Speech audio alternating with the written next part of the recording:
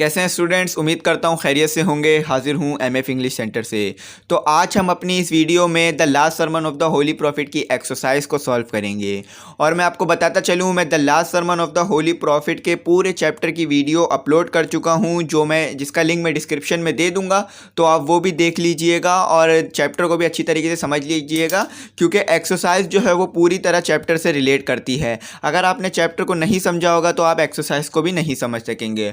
और अगर आप इस नई बुक के बारे में जानना चाहते हैं तो उस वीडियो का भी लिंक मैं आपको डिस्क्रिप्शन में दे दूंगा, तो आप इस नई बुक को भी जान सकते हैं और समझ सकते हैं कि इस नई बुक में क्या है। स्टूडेंट, जैसा कि आप जानते हैं हमारी क्लास 9 की बुक जो है वो चेंज हो चुकी है। और जो 5 ईयर जो थी हमारी पुरानी इंग्लिश की बुक से रिलेट करती थी, और इसमें तो कुछ इस तरह के सवालात भी नहीं दिए गए हैं जो हमारी पुरानी 5 ईयर में थे। मतलब ना हमारे को सवालात का कोई अलग पोर्शन बना के नहीं दिया गया है, ना ही कोई सवालात की अलग एक्सरसाइज दी गई है। तो जो भी पेपर आएगा वो इन एक्सरसाइज से ही आएगा, तो एक्सरसाइज पे ज़्यादा ध्यान दीजिए। और 5 ईयर को भी अगर आप देखना चाहते हैं तो 2-3 चैप्टर तक की करामत रहेगी। जैसे ये पहला चैप्टर हो गया, दूसरा और सीक्रेट ऑफ सक्सेस हो गया, और जो हमारा एक और जो वुमेंस के मुतालिक चैप्टर है उसमें आप 5 ईयर से थोड़ा बहुत देख पाएंगे।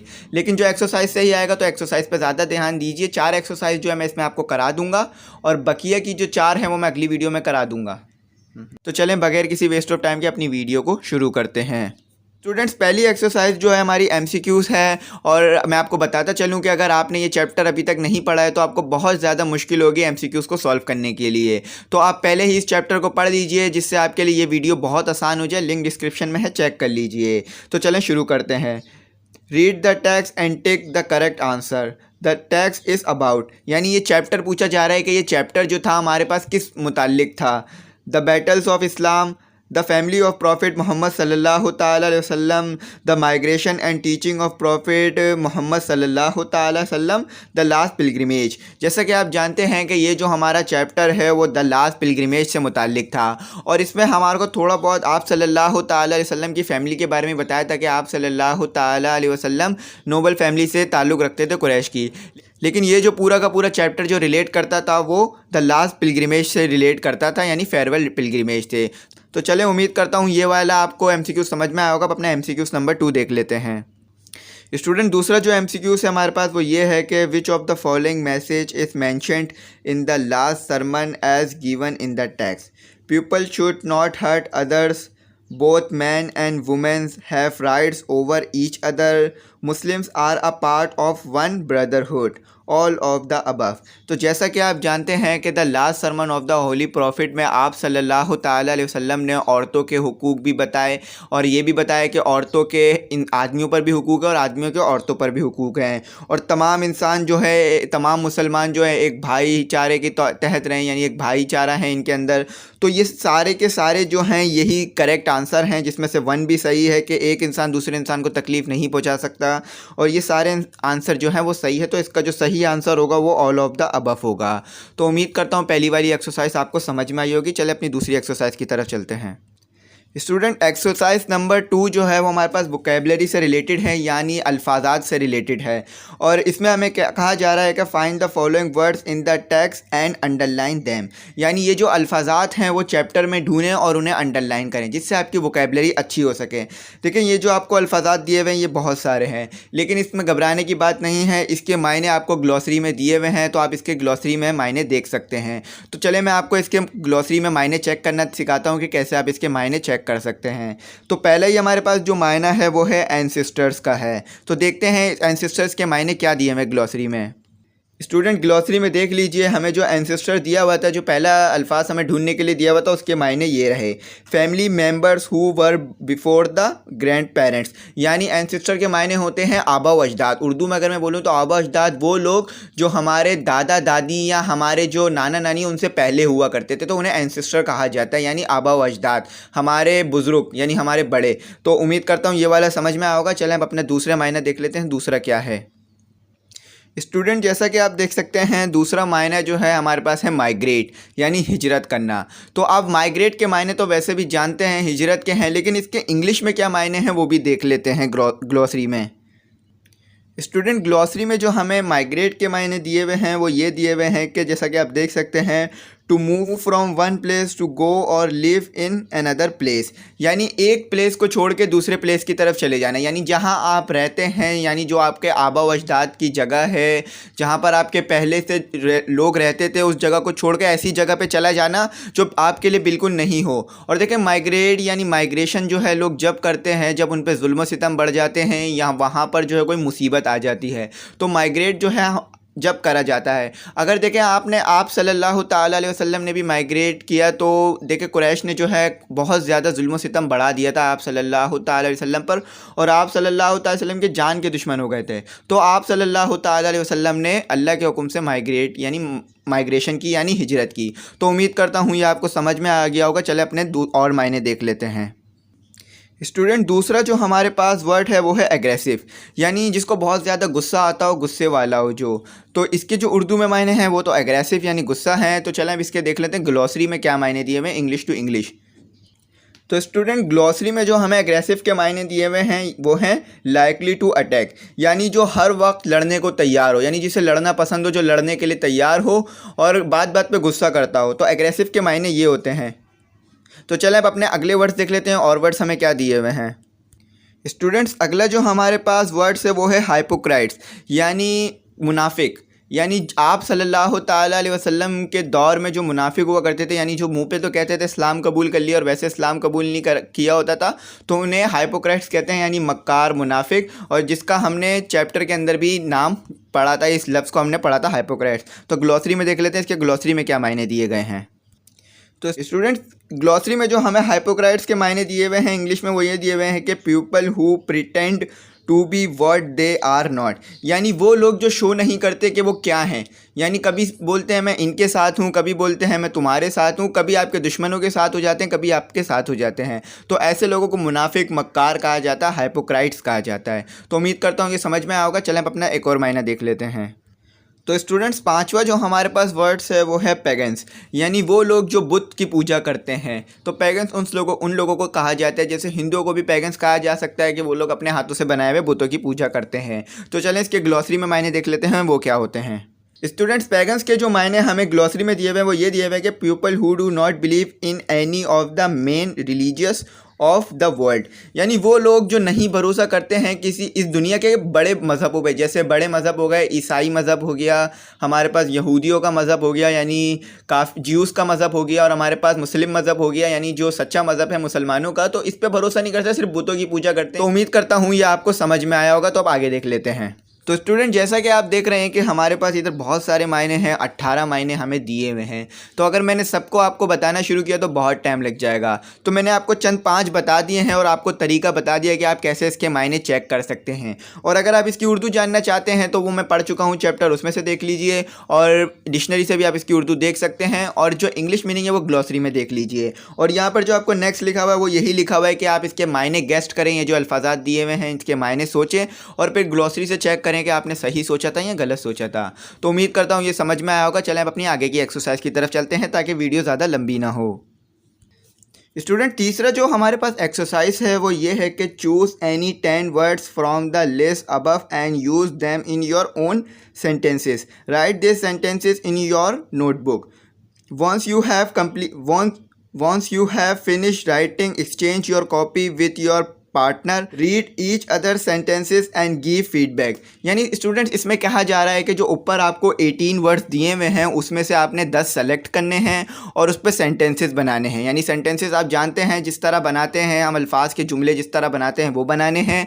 और फिर ये जो आप बना लें तो अपने पार्टनर यानी अपने दोस्त के साथ अपनी कॉपी को एक्सचेंज कर लीजिए और चेक करें कि उसने भी इसी तरह के बनाए हैं या कुछ और बनाए हैं, या उसके सेंटेंसेस अच्छे हैं या आपके अच्छे हैं। स्टूडेंट, 10 तो बहुत ज़्यादा हो जाएंगे, तो मैं आपको 5 सेंटेंसेस बना के दिखा देता हूं। उसमें से 5 आप खुद बना लीजिएगा, जिससे आपकी भी प्रैक्टिस हो जाएगी। जो मैं आधा करवा रहा हूं इससे ये होता है कि मैं आपको बता देता हूं किस तरह करना है, और आधा आप खुद भी कर सकते हैं ताकि वीडियो ज़्यादा लंबी ना हो और आपको जल्द से जल्द बात समझ में आ जाए। स्टूडेंट, पहला जो मैंने सेंटेंस के लिए जो वर्ड सेलेक्ट किया था वो किया था एंसेस्टर, यानी क्योंकि यही सबसे पहला वर्ड था तो इसलिए मैंने इसी को सेलेक्ट किया एंसेस्टर्स। देखिए, एंसेस्टर्स के मायने मैं आपको बता चुका हूँ, आबा व अजदाद हैं। उन्हीं वर्ड्स को दोबारा सेलेक्ट किया है जिनके मैं उर्दू बता चुका हूँ ताकि आपको आसानी हो समझ में।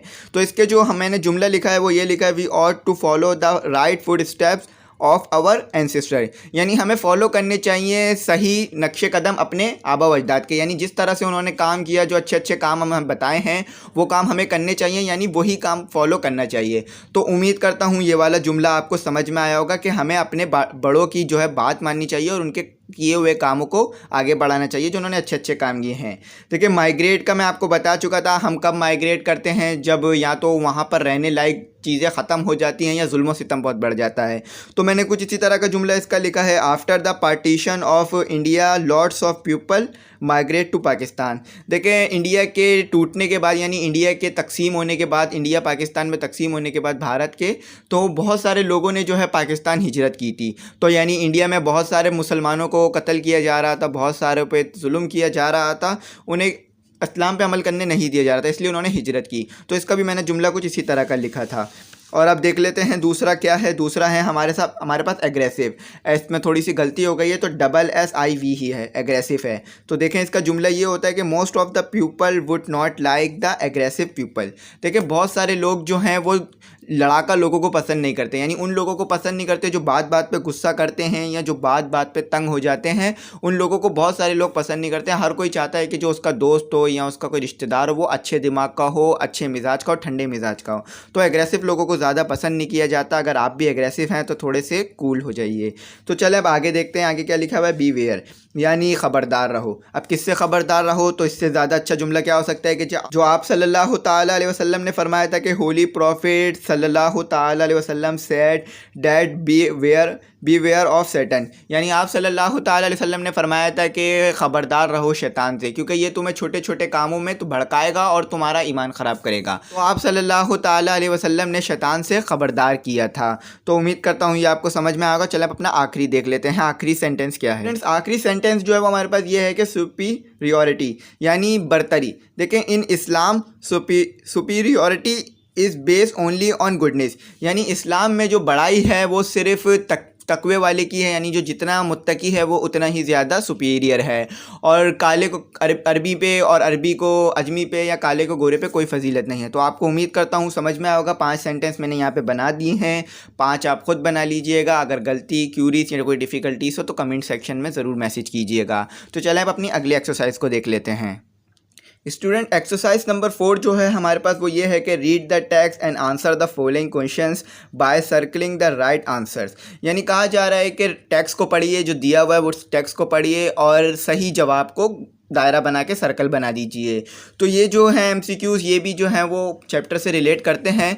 तो चैप्टर अगर आपने पढ़ा हुआ है तो सारे एमसीक्यूज़ के जवाब आप खुद ब खुद दे सकेंगे। और अगर आपको कोई एमसीक्यूज़ का सवाल का जवाब मुझसे पहले आ रहा हो तो कमेंट सेक्शन में मैसेज कर दीजिएगा, जिससे आपकी थोड़ी बहुत प्रैक्टिस भी हो जाएगी और मुझे पता भी चल जाएगा कि कौन कौन कितना एक्टिव है। तो चले अब अपने पढ़ लेते हैं क्वेश्चंस को, अपने पढ़ लेते हैं एमसीक्यूज़ को। How did the Quraysh treat the holy prophet सल्लल्लाहु ताला अलैहि वसल्लम? They favoured him, opposed him, left him या क्रिटिसाइज्ड हिम। देखें जब आप सल्लल्लाहु ताला अलैहि वसल्लम ने इस्लाम की दावत दी तो वो लोग जो थे आप सल्लल्लाहु ताला अलैहि वसल्लम के ख़िलाफ़ हो गए। और ख़िलाफ़ के मायने फेवरेट के तो हैं नहीं, फेवरेट के मायने तो ये होते हैं कि किसी की साइड लेना या किसी को पसंद करना। तो स्टूडेंट फेवरेट के तो मायने ये है नहीं, और अपोस्ट के मायने क्या होते हैं, ख़िलाफ़ हो जाना। और अगर आपने ये चैप्टर पढ़ा है तो देखा होगा कि आपने अपोस्ट का लफ्ज़ भी इस्तेमाल हुआ था। तो इसके सही जो है मायने वो हैं अपोस्ट हिम। तो आप इसको सर्कल कर दीजिए, मैंने जो है वो टिक लगा दिया है ताकि बुक जो है वो ज़्यादा ख़राब ना हो। तो चलें अपने दूसरे सवाल को देख लेते हैं, दूसरे एमसीक्यूज़ में क्या कहा जा रहा है। When did the holy prophet सल्लल्लाहु ताला अलैहि वसल्लम माइग्रेट टू मदीना?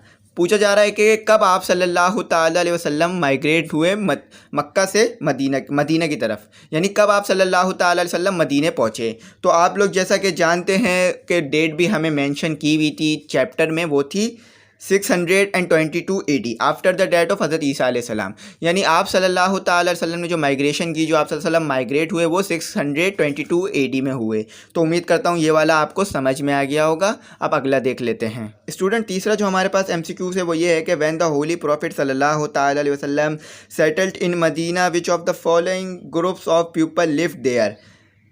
पूछा जा रहा है कि जब आप सल्लल्लाहु ताला अलैहि वसल्लम मदीना हिजरत कर कर आ गए तो उस वक़्त जो है मदीने में कितने तरह के ग्रुप मौजूद थे। तो अगर आपने चैप्टर पढ़ा होगा, फिर कह रहा हूँ, चैप्टर में ये हमें बताया गया था कि 4 ग्रुप्स थे। तो जो हमें पॉइंट्स दिए हुए मैं उसे देख लेता हूँ, आप लोग बताएं कि अब उसमें हैं या नहीं है। मुस्लिम एंड ज्यूज़, ये तो गलत है। 4 की बात करी है हमने, 4 थे तो 2 तो नहीं थे। सही है। मुस्लिम्स, पैगन्स एंड ज्यूज़, 3 नहीं 4 थे तो एक कम है। मुस्लिम्स, पैगन्स, हाइपोक्राइट्स एंड ज्यूज़, तो इसका जो सही आंसर है वो सी है। मुसलमान थे, दूसरे मुनाफिक थे, तीसरे पैगन्स यानी बुतों की पूजा करने वाले थे, चौथे कौन थे, यहूदी। यानी तो इसका जो करेक्ट आंसर है स्टूडेंट वो सी है, यानी मुस्लिम्स, पैगन्स, हाइपोक्राइट्स एंड ज्यूज़। तो ये 4 ग्रुप जो थे जब आप सल्लल्लाहु ताला अलैहि वसल्लम मदीने हिजरत कर कर आए तो ये 4 ग्रुप वहाँ पर मौजूद थे और इन्हीं के दरमियान जो है चार्टर ऑफ मदीना हुआ था, जिसके बारे में हम पढ़ चुके हैं। तो चलें अब अपना चौथा एमसीक्यूज़ देख लेते हैं। स्टूडेंट, चौथा जो हमारे पास एमसीक्यू है वो ये है कि where did the holy prophet सल्लल्लाहु अलैहि वसल्लम deliver his last sermon. Quba mosque, Urana valley, Jabal Rahmat या हुदैबिया। तो जैसा कि आप जानते हैं कि इस लफ्ज़ का जो है इस्तेमाल हुआ था चैप्टर में, तो सही जो इसका आंसर है वो उराना वैली है। देखिए, कुबा मॉस्क जो है इसमें आप सल्लल्लाहु ताला अलैहि वसल्लम ने लास्ट जो अपना सरमन था, यानी जो हिज्जतुल विदा का जो खुतबा था वो इधर नहीं दिया था। करता हूँ ये आपको समझ में आ गया होगा। और ये सवाल भी आपसे पूछा जा सकता है कि आप सल्लल्लाहु ताला अलैहि वसल्लम मक्के से निकल गए थे तो मदीने से पहले आपने कौन सी मस्जिद बनाई थी। तो ये मस्जिद कुबा बनाई थी। तो उम्मीद करता हूँ समझ में आ गया होगा। चले अब अपना 5वां और आखिरी देख लेते हैं। स्टूडेंट, 5वां जो हमारे पास एमसीक्यू है वो ये है कि when did the holy prophet सल्लल्लाहु ताला अलैहि वसल्लम परफॉर्म हिज लास्ट हज। यानी आप सल्लल्लाहु ताला अलैहि वसल्लम ने कब आखिरी हज किया। तो ये बहुत ज़्यादा फेमस है कि आप सल्लल्लाहु ताला अलैहि वसल्लम ने कब हज किया। तो वो हिजरत के 10वें साल यानी 10th ईयर ऑफ हिजरा, यानी हिजरा का जो आगाज़ था वो हिजरत के बाद से शुरू हो गया था। तो 10th ईयर ऑफ हिजरा यानी हिजरत के 10वें साल आप सल्लल्लाहु ताला अलैहि वसल्लम ने जो है हज किया।